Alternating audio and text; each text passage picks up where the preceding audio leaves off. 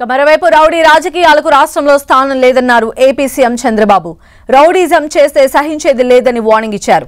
పల్నాడు జిల్లా మాచర్లలో పర్యటించిన సీఎం స్వర్ణాంధ్ర స్వచ్ఛాంధ్ర కార్యక్రమంలో పాల్గొన్నారు. మాచర్లకు ఇప్పుడే నిజమైన స్వాతంత్ర్యం వచ్చిందన్నారు.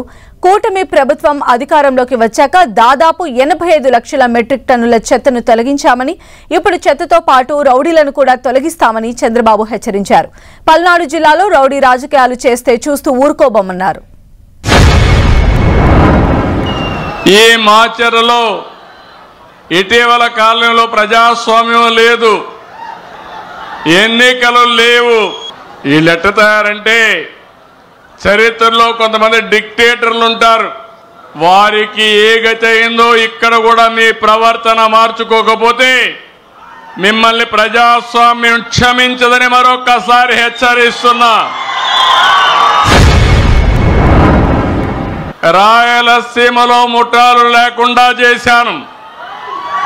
ఈ రోజు చెప్తున్న పల్నాడులో ఖబర్దార్ జాగ్రత్తగా ఉండండి. రౌడీజం చేసి నేరాలు ఘోరాలు చేసి,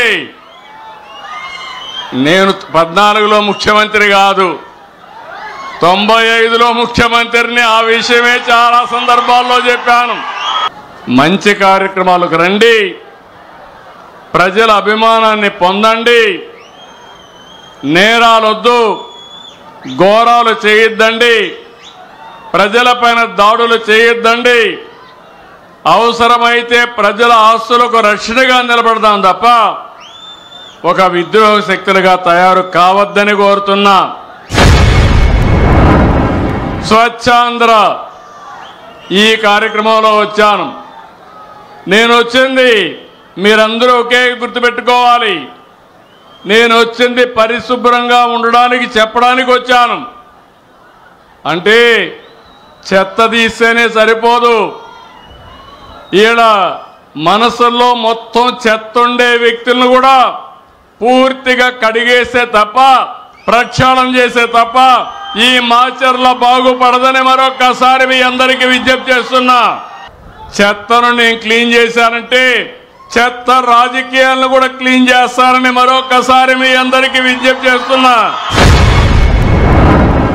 ఈ డబుల్ ఇంజిన్ సర్కార్, కేంద్రంలో రాష్ట్రంలో రెండు కూడా ఎన్డీఏ ప్రభుత్వాలు ఉన్నాయి.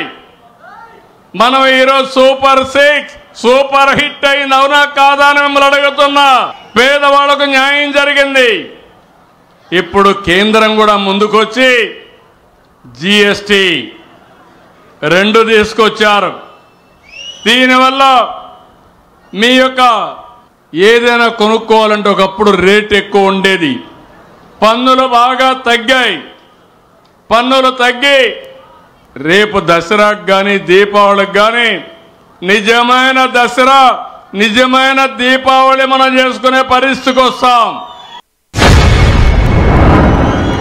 ఎవరైనా పని చేయకపోతే ఏ ద్వారా స్టడీ చేసి నేరుగా పని చేయని వ్యక్తుల దగ్గరికే వస్తానని మరొకసారి మీ అందరికీ హామీ ఇస్తున్నా.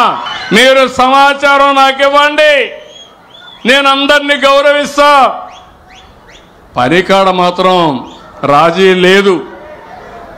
పేదల్ని వేధించద్దండి ఎవరు కానీ, రాజకీయ నాయకుడు కానీ లేకపోతే ఆ అధికారులు కానీ. పేదలకు స్వేచ్ఛనిచ్చే బాధ్యత, అవినీతి రహిత పాలన ఇచ్చే బాధ్యత నేను తీసుకుంటానని చెప్పి నేను మీ అందరికీ హామీ ఇస్తున్నా.